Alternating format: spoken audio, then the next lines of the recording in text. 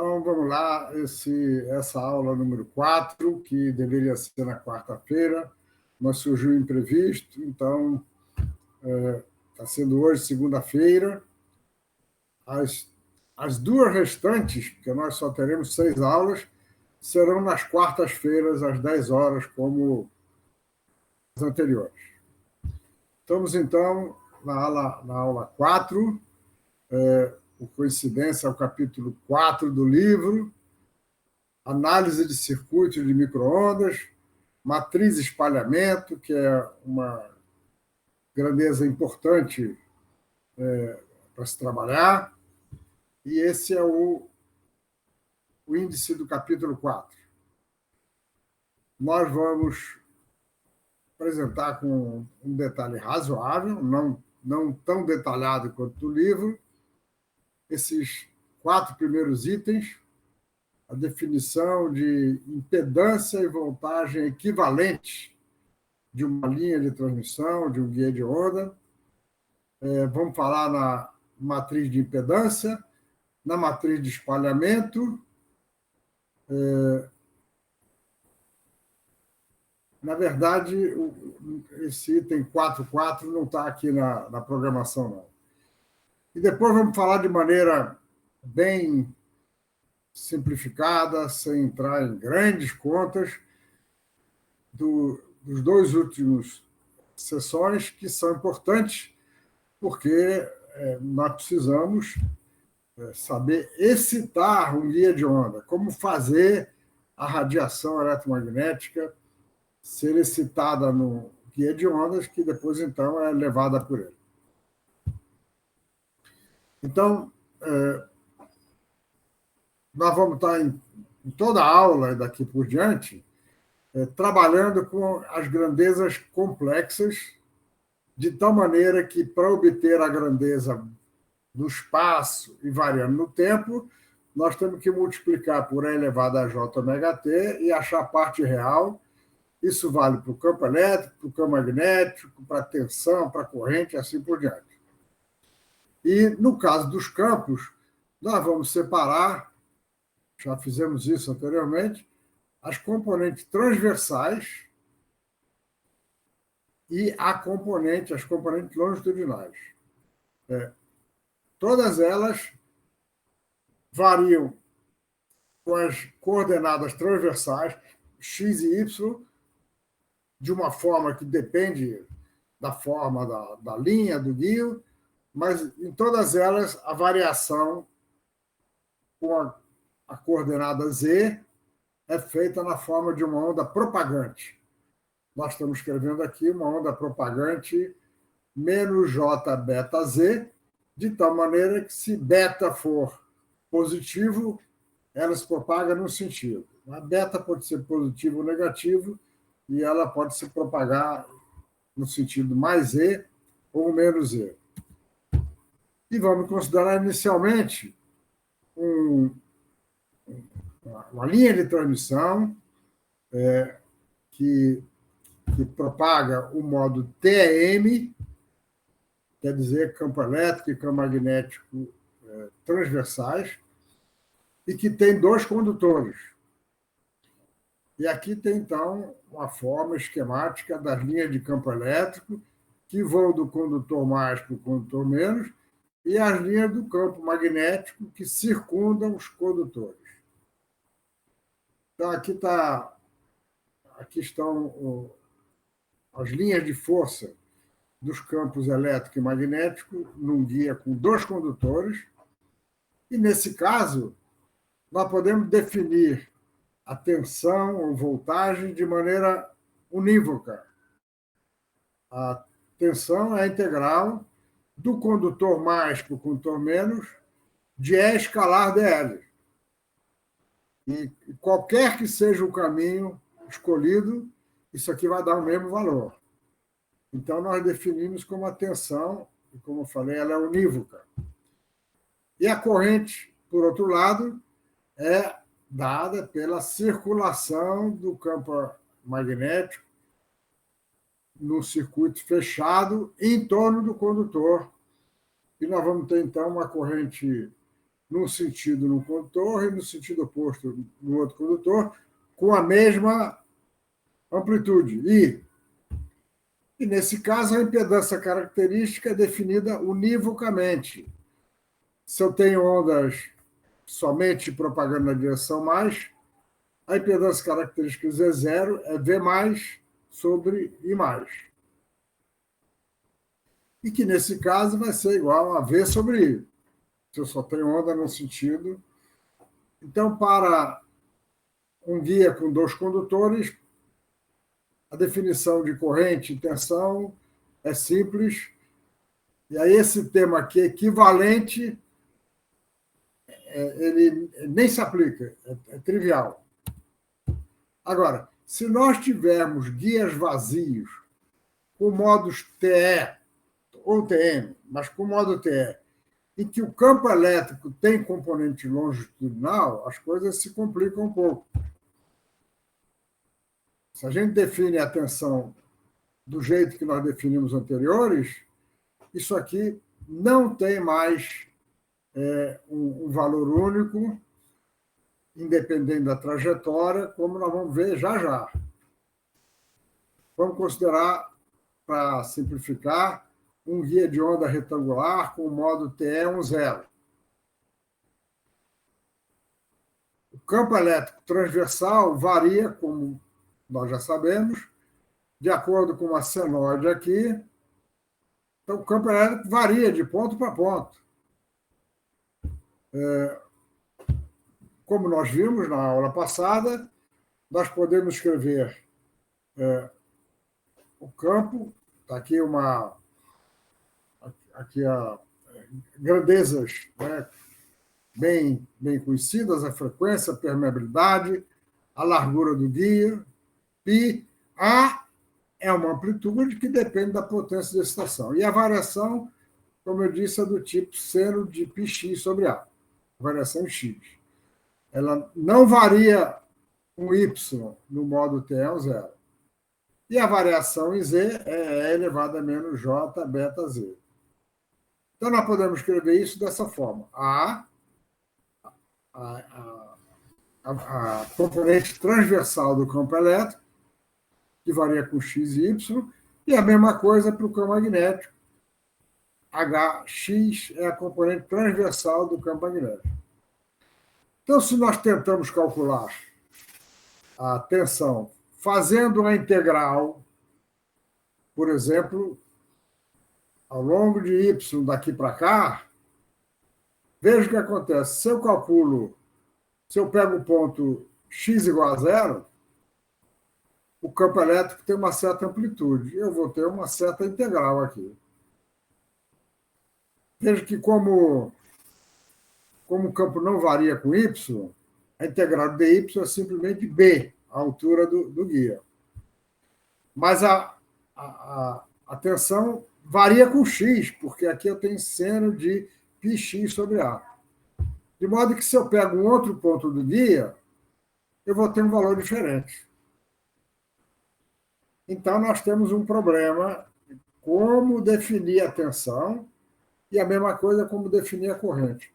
Por isso é que vem a ideia de definir correntes e tensões equivalentes, que vão ter um certo grau de arbitrariedade e que as pessoas podem escolher, de alguma forma, alguns parâmetros, dependendo da aplicação que tem. Isso varia com x e não é uma boa definição de tensão.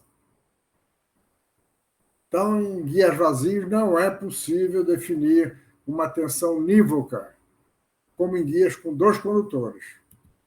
Então, como eu falei, define tensão e corrente equivalente.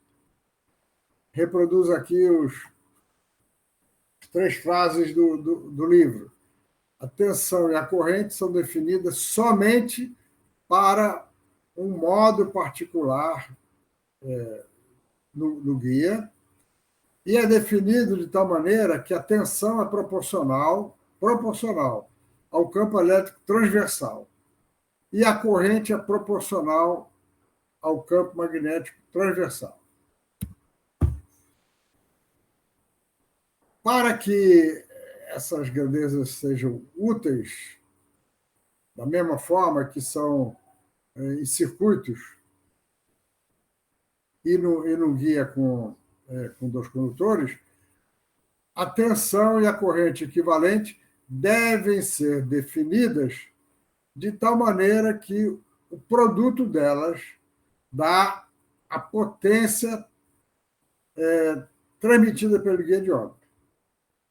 Ou seja, nós vamos definir VI de certa maneira, mas V vezes I vai ter que ser igual ao power flow. Power flow é potência por unidade de área. E também a razão entre a tensão e a corrente para uma onda propagante simples deve ser igual à impedância característica da linha. V dividido por I deve ser igual à impedância característica da linha. Essa impedância pode ser escolhida arbitrariamente. Nós já falamos nesse ponto na aula de 2 semanas atrás, que no guia de onda retangular nós temos dificuldade de definir isso, porque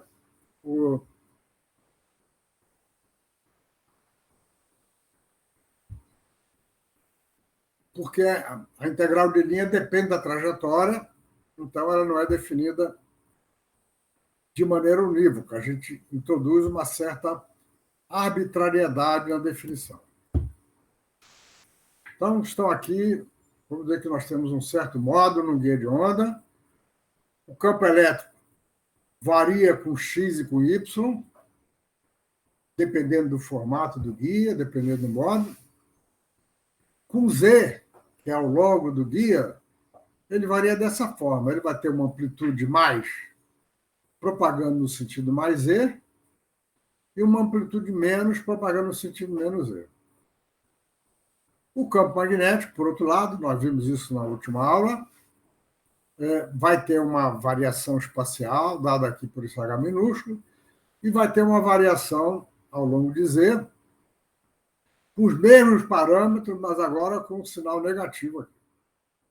Isso foi visto há 2 semanas. E nós, então, podemos escrever isso dessa maneira. Está aqui o E de x e y, o A mais, a amplitude do campo elétrico, nós vamos escrever como um V mais sobre C1. Eu vou querer que esse V seja uma tensão. E V menos sobre C1 é o mesmo, né? V menos é diferente, mas o parâmetro é o mesmo. E esse parâmetro é que é a dúvida. Como é que a gente calcula esse parâmetro? Porque escrever dessa forma é simplesmente aproveitar essa forma, mas dependendo da escolha do C1 e do C2, eu vou ter um V mais, V menos, e mais e menos diferente. E isto aqui é da aula passada, o campo magnético de radiofrequência transversal é Z, vetor unitário na direção Z, vetor, o campo elétrico transversal, dividido pela impedância de onda, do guia de onda. Isso é o resultado que tem na aula passada. Ora, na linha de transmissão, nós escrevemos a tensão, a variação da tensão em Z, que na linha de transmissão a gente não está interessado muito na variação transversal, V mais elevado a menos JBZ, mais V menos elevado a JBZ, e de Z a I mais elevado a menos JBZ, menos e menos elevado a JBZ. E V mais sobre mais é igual a I menos sobre menos, que é o Z0, impedância característica. O fluxo de potência, também é da aula passada, é da onda mais, P mais é 1/2, de A mais ao quadrado, integral de superfície na seção transversal, E vetor H conjugado, escalar Z ds, integral de superfície.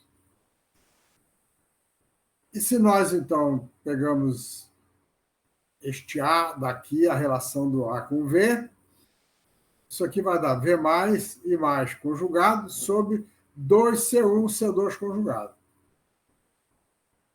Aqueles coeficientes C1 e C2, que ainda são uma incógnita para nós, eles vão entrar, então, aqui no fluxo de potência. E na linha, nós já sabemos que na linha de transmissão, essa potência é simplesmente um meio de V mais I mais conjugado. Isso, então, é numa linha, isso aqui é no guia de onda. Então,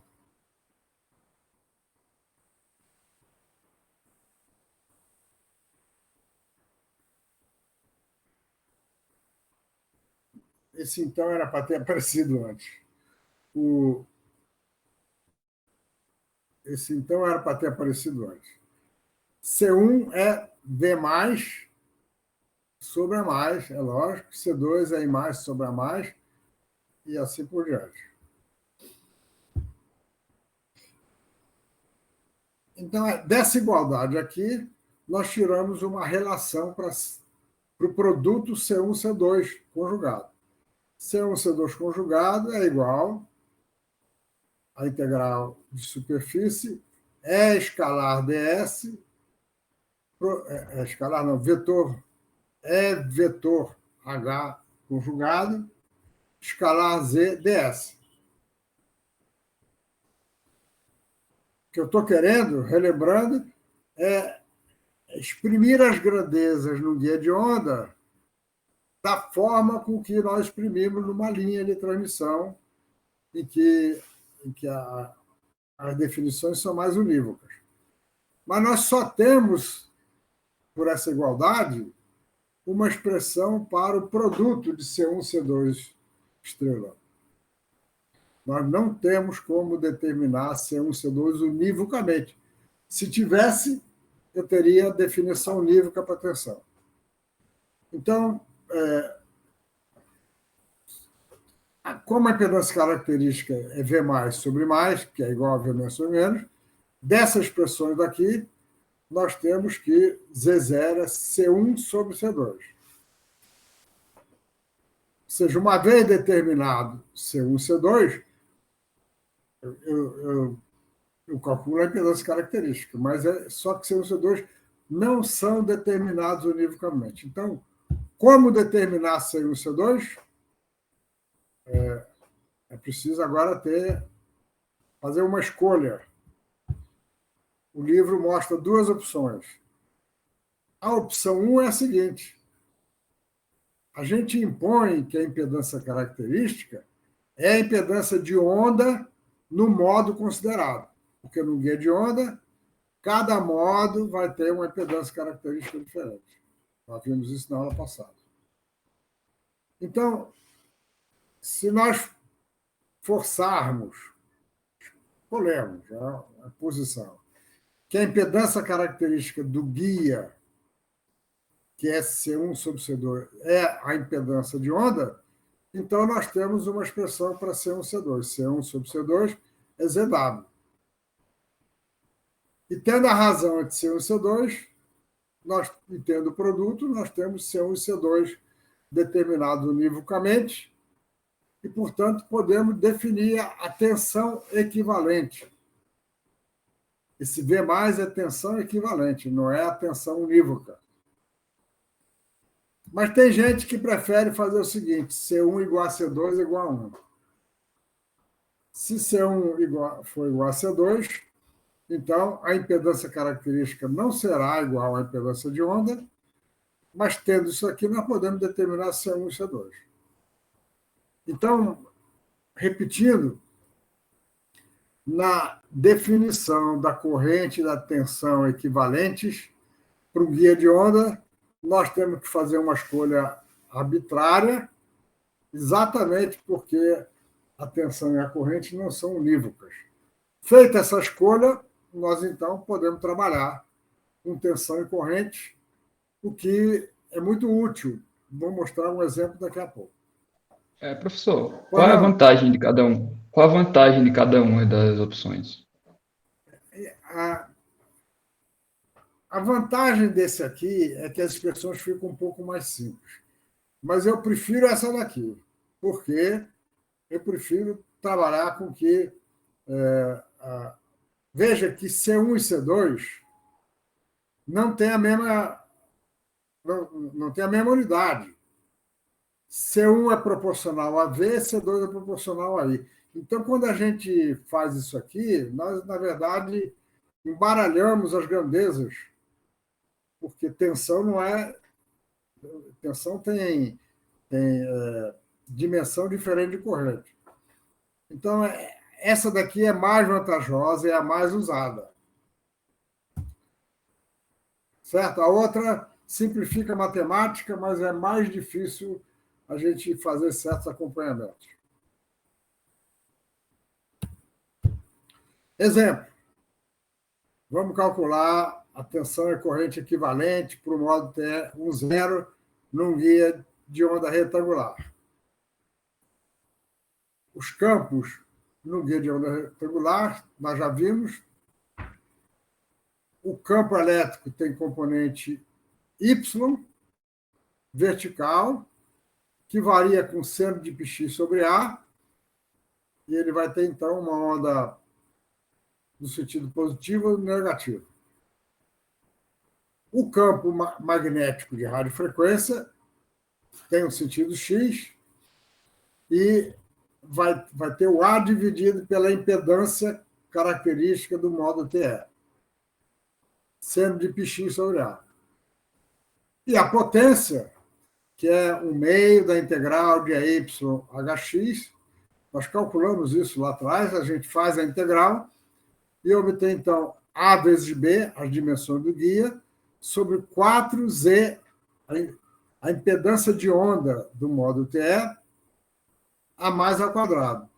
Então, a potência é proporcional a mais ao quadrado, e, portanto, quando a gente excita um guia com uma certa potência, o A mais é proporcional à raiz quadrada da potência. Numa linha de transmissão, nós temos expressões semelhantes, só que nós temos aqui tensão corrente, e a potência é um meio de V mais e mais para onda mais. Então, como C1 é V mais sobre A mais, e C2 é I mais sobre A mais,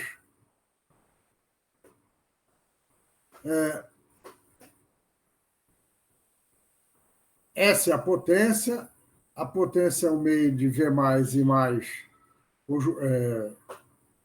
complexo conjugado. Isso aqui vai dar um meio de A mais ao quadrado, C1, C2 conjugado.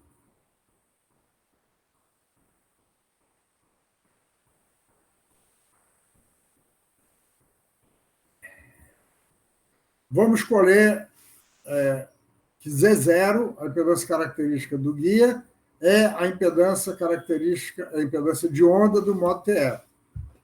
E, portanto, V mais sobre mais, que é C1 sobre C2, é ZTE. A partir daqui, nós temos as constantes. Constante mesmo. O C1 é a raiz quadrada de A vezes B sobre 2, e o C2 é a raiz quadrada de A sobre B sobre 2, dividido por ZTE, a impedância de onda. E com isso, nós podemos trabalhar em várias situações com a tensão e a corrente equivalentes. E isso simplifica, porque os campos variam com as coordenadas, enquanto que as tensões da corrente não. Vamos fazer uma aplicação disso já no exemplo 4.2. Usar esse conceito de impedância de guia de onda para resolver esse problema aqui. Vamos dizer que nós temos um guia de onda retangular que a esquerda de Z igual a zero ele tem ar. E à direita de Z igual a zero, ele tem um dielétrico com permissividade ε0 vezes εr. εr é a permissividade relativa, ε0, εr é a permissividade absoluta. Pergunta. Vamos considerar que é um guia de banda X, que tem uma permissividade parecida com a de Teflon, 2,54, a frequência 10 GHz. A partir disso, nós obtemos o K0. K0 é 209,4 metros menos 1.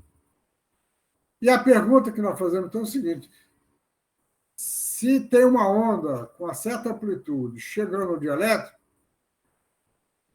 qual é a amplitude da onda transmitida e qual é a amplitude da onda refletida?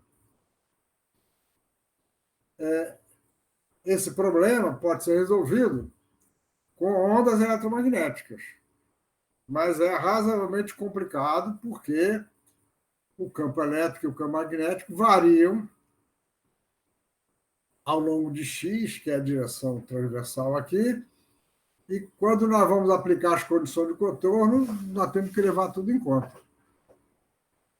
Se nós usarmos a linha de transmissão equivalente, então, como eu disse, nós podemos resolver usando as condições de contorno igual a zero para o campo elétrico tangencial, para o vetor de deslocamento normal, para o campo magnético tangencial e para o vetor de indução magnética normal.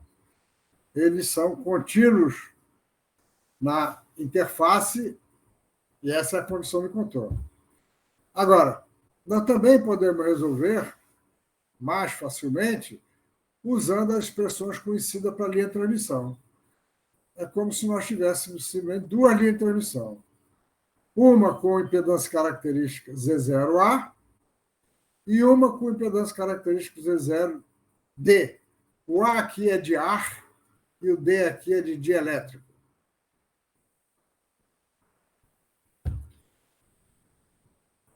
Então, nós sabemos que o K ao quadrado é beta ao quadrado mais o K de corte ao quadrado. Então, para o guia de onda A, o beta A vai ser K0 ao quadrado. Isso aqui no A vai ser K0. K0 ao quadrado menos π sobre A ao quadrado. Isso dá 158 metros menos 1. E o beta no dielétrico vai ter aqui um εr, porque o K0 envolve a permissividade, né? K0 ao quadrado menos π sobre A ao quadrado. Isso aqui é 304,1 meta menos 1. Nós temos, então, o beta A e o beta D. Lembrando da aula passada que a impedância de onda é K0, eta0. Eta0 é a impedância de onda no ar. K0, eta0 sobre beta A. E como nós estamos fazendo a impedância característica da linha equivalente ser igual à impedância de onda, o Z0A, a impedância dessa linha de transmissão, é K0, eta0 sobre beta A. A gente bota os números aí, tem 500 ohms.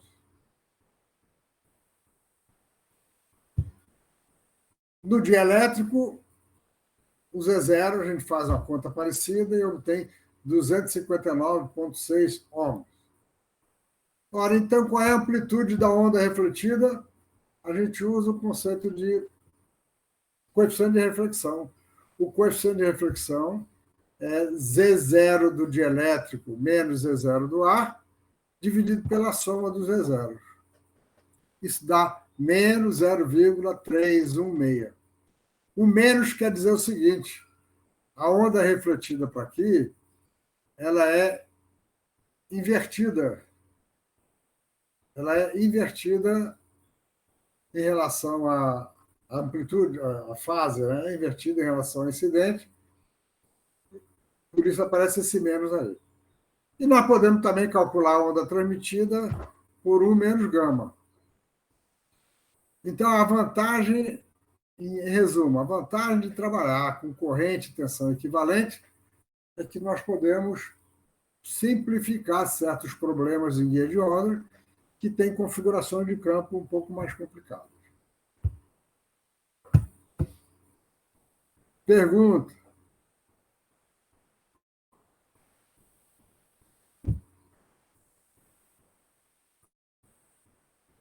Professor, então o T vai ser maior que 1 nesse caso, a transmissão? Vai ser maior do que 1. Vai. Porque isso aqui é a tensão. A potência não é, lógico, a potência tem que ser menor. Mas a tensão pode aumentar e a corrente diminuir.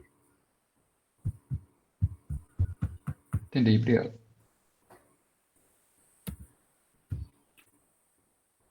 Vamos agora definir uma outra grandeza, impedância de entrada. Vamos dizer que nós temos um circuito que só tem uma entrada. E vamos dizer que tem uma onda entrando aqui. Quando eu digo circuito, isso aqui é alguma coisa que suporta onda de alguma forma. Certo? Pode ser um vazio aqui, um vazio aqui. A expressão network, ela tem um sentido mais geral. Não quer dizer que é circuito com fio só. Tanto é que isso aqui é uma superfície, nós estamos indicando aqui a normal na superfície, e aqui dentro nós temos campo elétrico e campo magnético variando no espaço e no tempo. E nós podemos, então, se esse circuito é alimentado por 2 cabos, nós temos aqui uma definição unívoca para a corrente, que é a corrente que entra aqui e sai aqui, e uma definição unívoca para a tensão. E, portanto, a impedância de entrada é simplesmente V sobre I na entrada. A potência entregue na entrada vai ser a integral de superfície do campo elétrico, vetor campo magnético, e nós vamos escrever isso como sendo a potência entra aqui, uma parte dela vai ser perdida, o L é de loss, tem uma parte perdida e tem uma parte que fica armazenada com energia magnética e com energia elétrica. Então, nós podemos escrever a potência como sendo PL mais 2J ômega WM menos WE. Veja, esse ômega daqui veio por causa da derivada, né? Potência envolve a derivada da energia, mas aqui nós estamos considerando uma variação harmônica.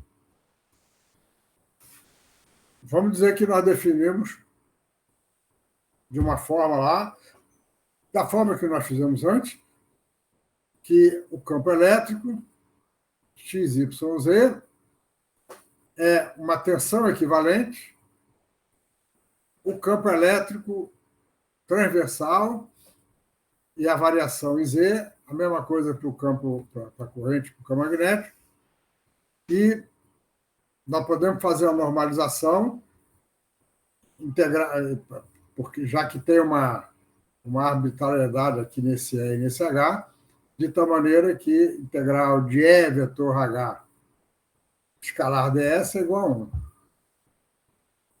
Fazendo isso, a potência que está aqui, a gente pega esse A, bota aqui, pega o H, bota aqui, usa isso aqui e vai dar simplesmente 1/2 de V I conjugado. A potência é 1/2 de VI conjugado, onde VI são a tensão e a corrente equivalente. Então, a impedância de entrada é simples, ela vai ter uma parte real, que virá daqui, e uma parte imaginária que virá daqui, é V sobre I. Que eu posso escrever como sendo VI estrela sobre I ao quadrado. VI estrela, um meio de VI estrela é a potência. Então, a impedância de entrada pode ser definida dessa maneira. É a potência entregue na entrada dividido por um meio de módulo de I ao quadrado. E como a potência entregue tem essa forma daqui, nós escrevemos esta forma daqui, e isto aqui, então, é a resistência de entrada, isso aqui é a reatância de entrada. E, portanto, a resistência e a reatância vão depender do formato dos campos aqui dentro. A potência perdida é, em geral, devido à absorção na parede do circuito, enquanto que a parte reativa vem da energia armazenada nesse circuito. Isso aqui vai ser muito importante na próxima aula, para nós calcularmos o Q de uma cavidade ressonante. Na próxima aula vamos tratar de alguns assuntos, um deles é uma cavidade ressonante, que é um dispositivo muito usado no laboratório. Vamos, então, agora generalizar e considerar que nós temos um circuito com N maiúscula entradas. Em português, a gente não tem um nome tão bom quanto em inglês. Em inglês chama port. E port pode ser para entrada ou saída. Em português, nós vamos entrada e saída. Eu não lembro se tem uma expressão para port. Tem que pegar algum livro de português aí, mas eu não lembro. Terminal. Terminal. Pode ser terminal. Então, nós temos o terminal 1, T1, T2, T3, T4, T5, definido aí de uma maneira com uma certa arbitrariedade. Em cada um deles, nós vamos ter uma tensão de entrada e uma corrente de entrada, e uma tensão de saída e uma corrente de saída. Então, mais representa entrando, qualquer que seja a posição do terminal aí. É do terminal, a expressão usada é terminal. É do terminal. Então, nós temos as tensões e correntes de entrada e refletida no terminal N, escrita dessa forma, e nós definimos a matriz impedância como sendo o seguinte: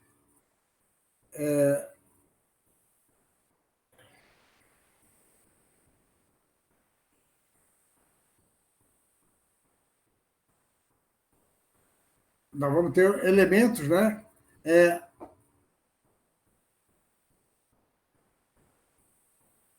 A tensão no terminal I dividido pela corrente no terminal J, em outro terminal.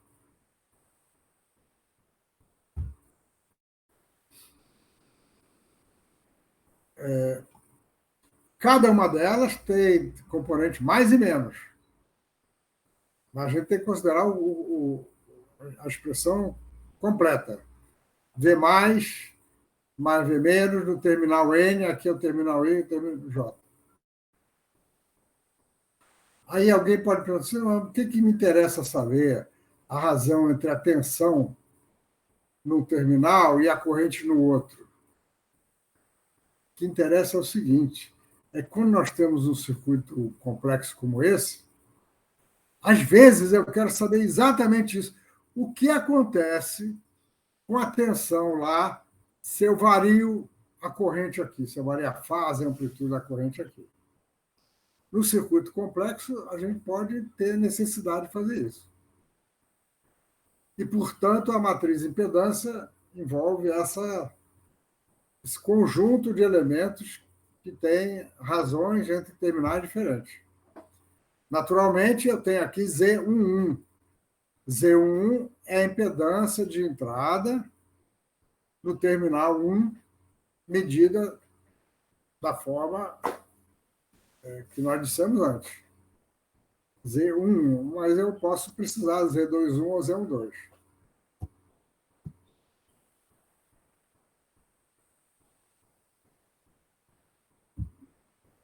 Essa é a matriz de impedância. O livro também mostra a matriz admitância. Você sabe que a admitância é o inverso da impedância. É a razão entre corrente e tensão. Então, a matriz de admitância é definida de maneira análoga. Agora vem outra matriz, a matriz de espalhamento. É o mesmo terminal, o mesmo circuito que eu botei antes, só que agora nós vamos fazer diferente.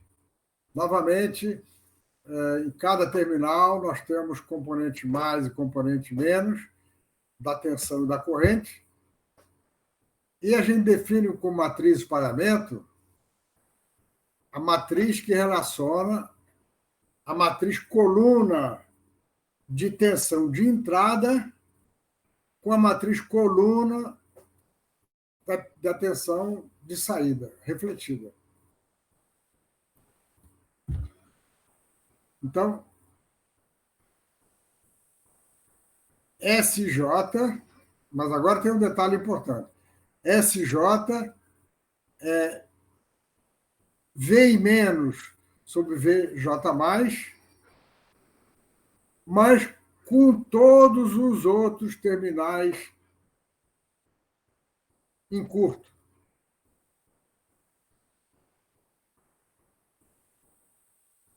Ou seja, na matriz de parâmetros, eu quero calcular o elemento que eu quero medir, o elemento de matriz entre o terminal 1 e o terminal 2, eu faço curto em todos os outros. Boto uma tensão aqui e meço a tensão aqui.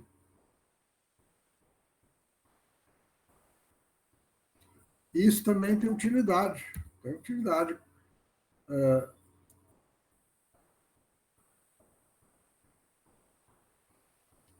Isso, naturalmente, ficaria muito mais claro se a gente pudesse ter uma aula experimental fazendo isso, mas como alguns de vocês têm no laboratório um VNA,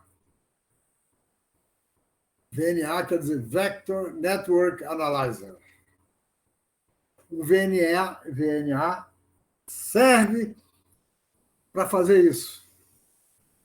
E veja, com micro-ondas, nós queremos medir essas grandezas em função da frequência. A frequência está variando. Não é medir só numa frequência. Em geral, a gente quer medir variando a frequência. Então, isso aqui é uma foto de um VNA já mais antigo, mas que funciona de 10 MHz a 67 GHz. Olha, é uma faixa enorme. O instrumento é programável, faz correções de erro e tem uma grande variedade de formatos de mostradores e conversores de datas. Então, vocês veem aí que ele tem vários terminais, e alguns desses elementos aqui são curtos, a gente bota para bater curto. Esse VNA, ele pode ler em até quatro terminais. Daqui, terminal 1, terminal 3, 2 e 4. Então, a gente faz isso com cabo coaxial, vem, bota no terminal, um outro cabo coaxial bota no outro, e a gente pode, então, medir os parâmetros variando a frequência. Isso, então, tem utilidades, mil e uma utilidades, e esse VNA, quando era novo, ele custava uma fortuna. Eles ainda são caros, mas não são tão caros quanto eram quando foram lançados.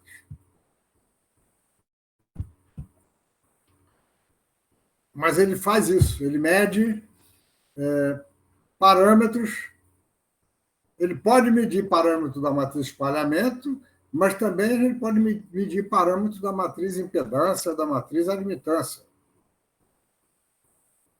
Certo?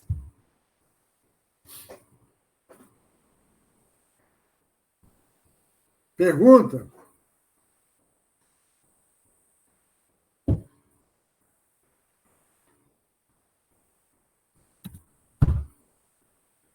Agora nós damos um pulo para a sessão 4.7, que nós vamos apresentar de maneira bem simplificada.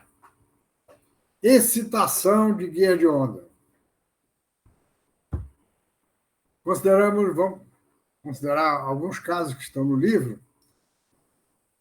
Vamos dizer que nós temos um guia de onda retangular, e aqui tem um plano com uma corrente de carga elétrica, corrente elétrica. Nós não vamos trabalhar com corrente magnética.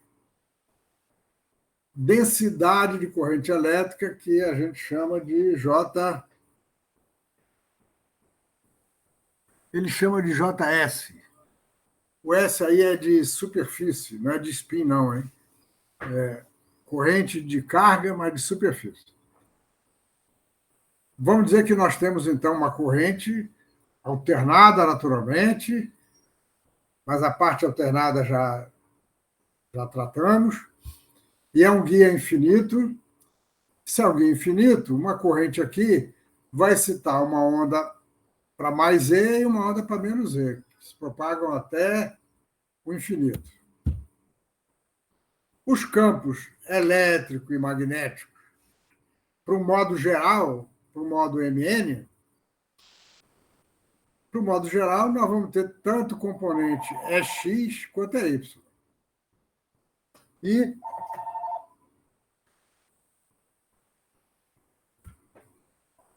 para o campo magnético, também vamos ter componente X e Y.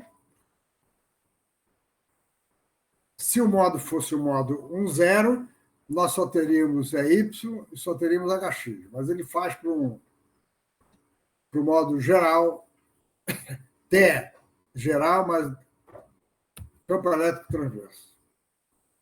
Como é que nós calculamos a onda para cá e a onda para lá? Nós usamos a condição de contorno em Z igual a zero. Isso aqui é o ponto Z igual a zero. A condição de contorno é a seguinte: o campo elétrico de um lado tem que ser igual ao campo elétrico do outro, porque o campo elétrico ele é transversal. Então, é mais menos é menos. Escalar Z é zero e Z igual a zero. E a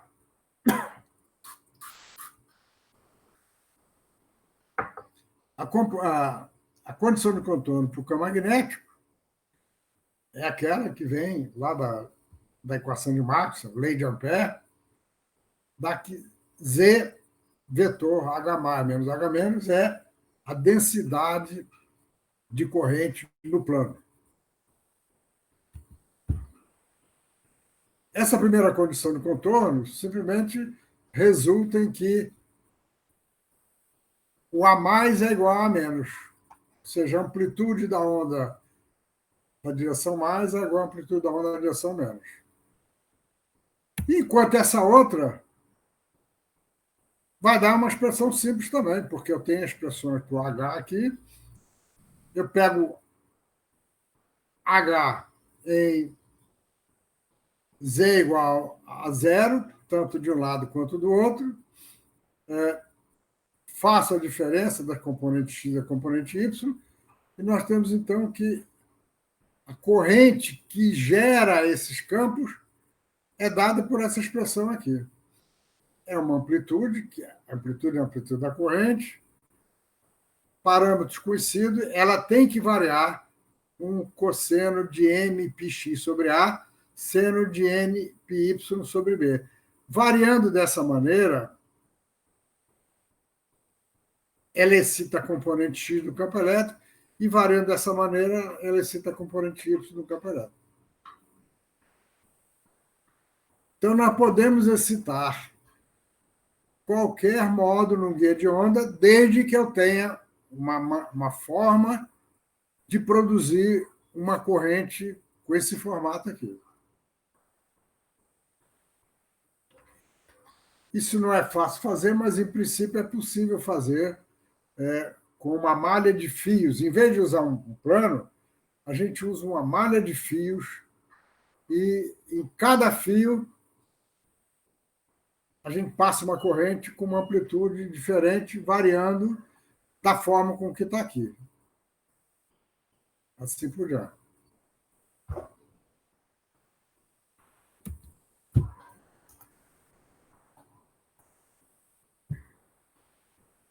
Vamos agora ver como seria o tratamento para eu excitar um modo arbitrário a partir de uma fonte arbitrária. Vamos dizer que a fonte está entre Z1 e Z2.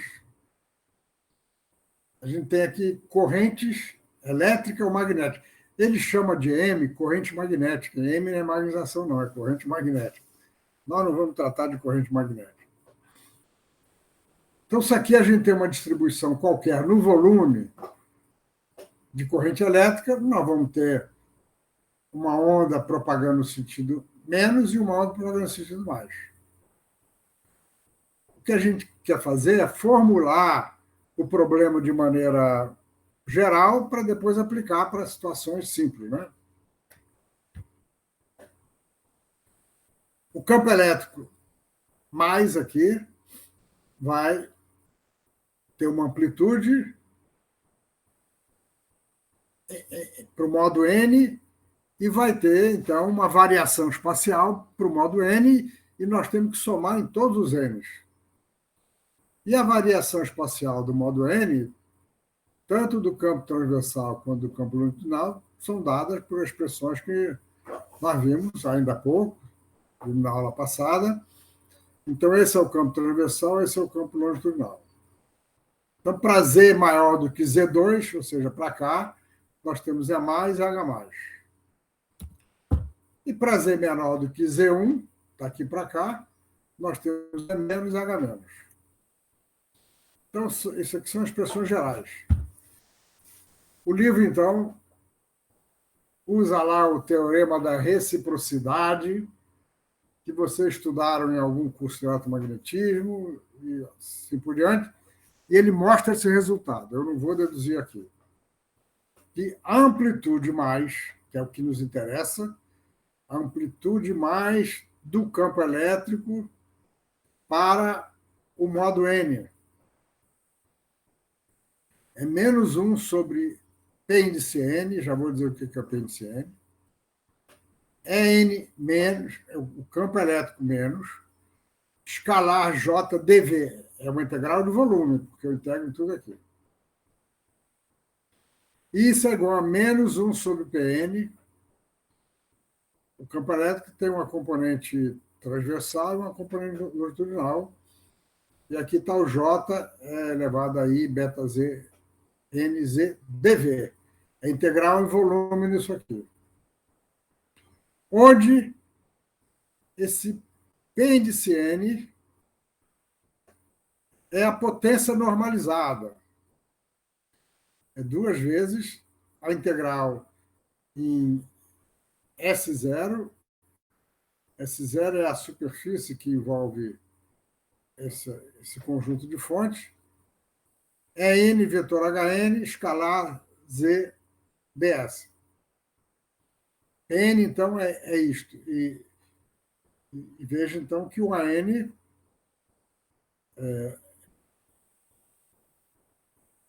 ele é proporcional à corrente. Aqui apareceu uma integral nos campos, e ao dividir por esse produto, nós estamos, de certa maneira, normalizando.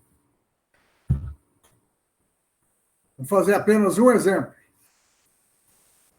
de importância prática para nós.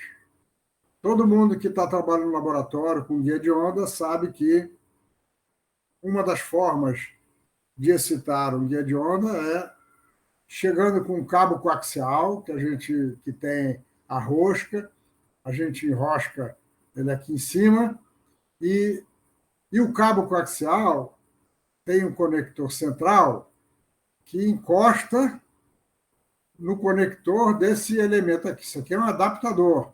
Esse adaptador está soldado lá no guia de onda. E ele tem uma pontinha de prova aqui para dentro. Então, a ideia aqui é a seguinte: quando a gente alimenta esse conector, vai ter uma corrente de radiofrequência de microondas que vai ficar fazendo isso daqui, e ela vai criar linhas de campo elétrico que fazem isso, assim, e linhas de campo magnético que estão em torno da corrente. Tem mais um detalhe importante. Se vocês olharem lá no adaptador que tem aí no laboratório,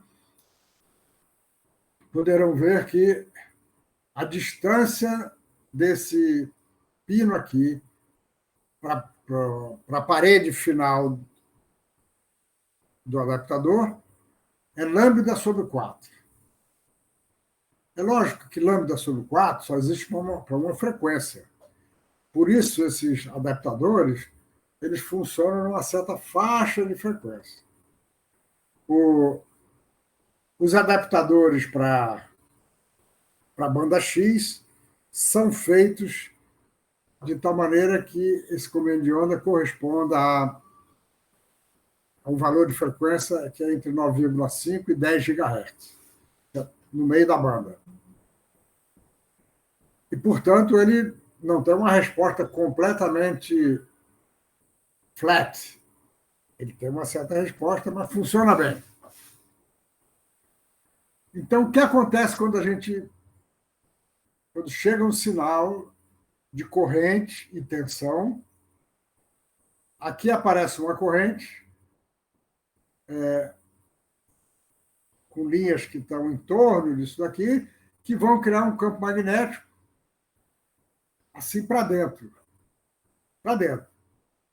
Enquanto o campo elétrico tem esse sentido aqui, daqui para cá.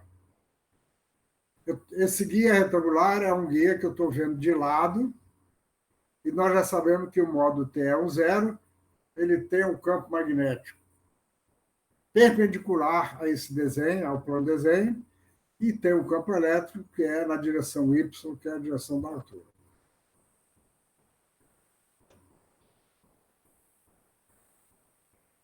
Ora, se eu tentar usar as equações que eu mostrei antes para resolver esse problema, vai ser muito complicado, porque a corrente não é uniforme aqui. Isso aqui gera uma onda assim, mas a gente, então, idealiza esse modelo. O que eu faço? Eu considero que o pino, em vez de ter uma pontinha só, eu considero que o pino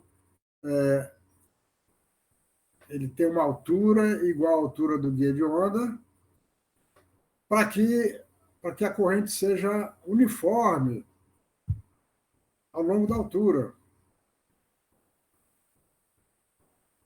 Porque assim, nós já sabemos que o campo elétrico num guia retangular ele é uniforme ao longo de Y aqui. Então, eu consigo resolver o problema para um pino que tenha a altura do guia de onda, mas para isso aqui eu não consigo resolver analiticamente, não. Tem que ser numericamente.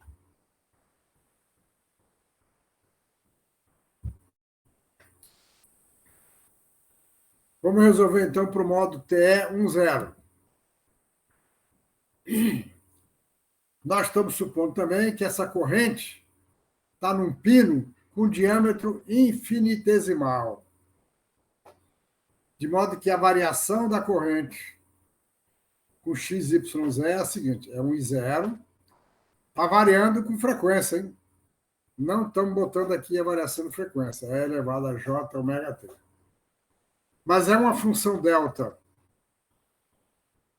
x menos A sobre 2, está aqui, a largura é A, x menos A sobre 2 é uma função delta aqui.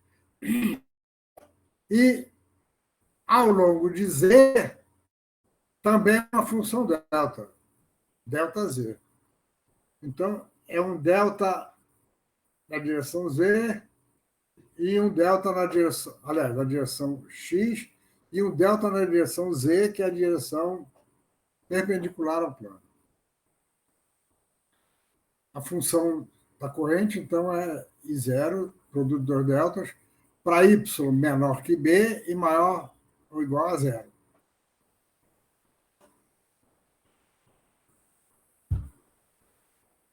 Os campos transversais normalizados, né? Campo elétrico e campo magnético são dados pela expressão aqui seno de πx sobre A, o campo magnético sendo πx sobre A dividido pela impedância. Impedância de onda, que é igual pelas características para nós. Z1 é K0 eta 0 sobre B1, para o modo T1 0. E P1, eu devia ter repetido aqui. Repetindo aqui rapidamente. N é 2 integral de E vetor HDS, HN, ponto DS, esse P, o P1 é o PN para o modo T10. P1. Aquela integral vai dar simplesmente, a integral disso aqui vai dar 1 meio, o meio cancela com 2, vai dar A vezes B sobre Z1. P1 é aquele coeficiente de normalização. E da equação, que também estava no slide anterior, 4,124, a amplitude é integral. Isso aqui veio do E, e a corrente é essa daqui. É a função delta. E essa integral com a função delta é trivial. Vai aparecer delta em x igual a A sobre 2. Vai dar simplesmente menos I0 B sobre P1. Traga essa expressão do P1, vai dar menos Z1 I0 sobre A. I0 é a corrente de excitação. Então, veja, o resultado é muito simples. A amplitude da onda mais campo elétrico é simplesmente a impedância do modo T1 0, dividido por A, que é a largura do guia, vezes a corrente, a amplitude da corrente de radiofrequência que tem aqui.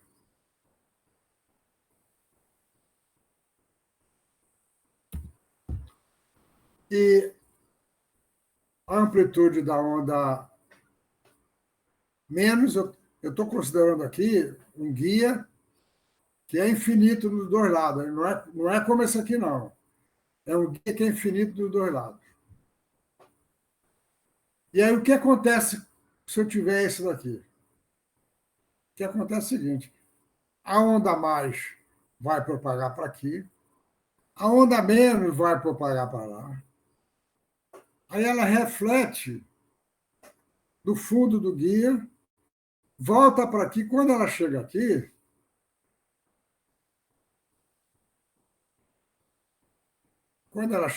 ela está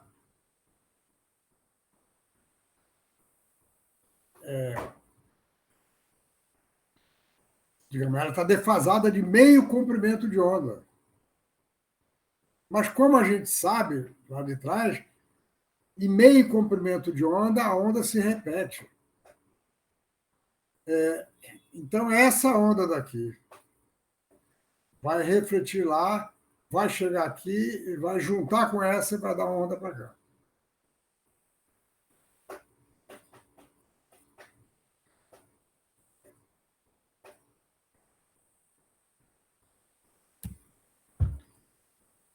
Para terminar, tem outras formas de excitar a guia de onda através de aberturas. Está aqui uma forma muito usada no laboratório. Nós temos aqui uma cavidade ressonante, vamos tratar na próxima aula. Aqui está um guia que está alimentando. A gente faz uma abertura aqui, que pode ser retangular, pode ser circular, pode ter várias formas aí.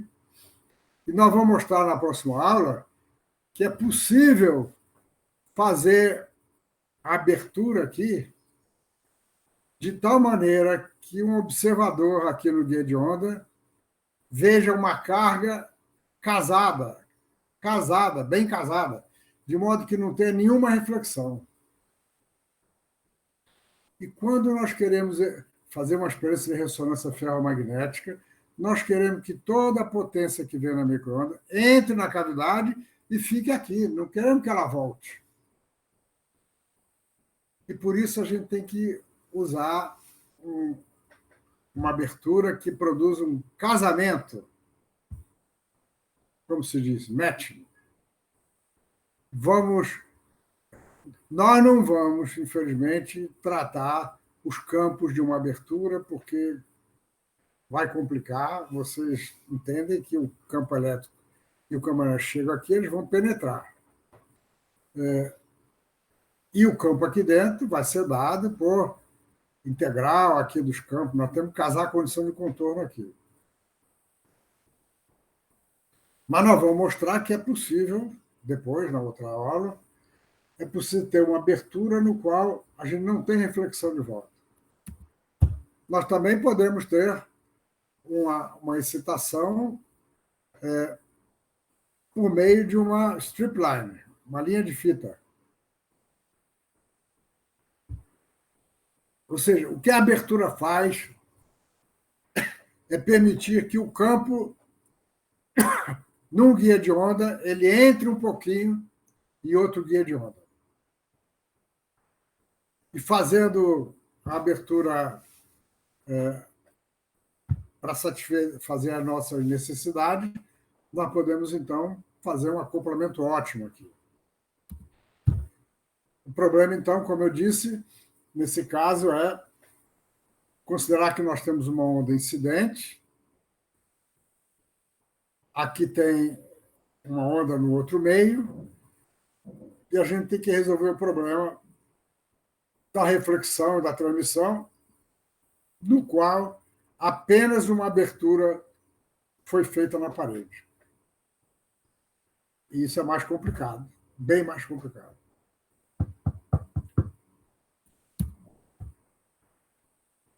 É isso, minha gente. Como eu já falei mais uma vez, vamos na próxima aula, que vai ser na quarta-feira da próxima semana, 7 de junho, tratar do capítulo 5, casamento de impedâncias, linhas e cavidade ressonante, que são muito importantes para o trabalho aí no laboratório, com ressonância ferromagnética e com outras aplicações.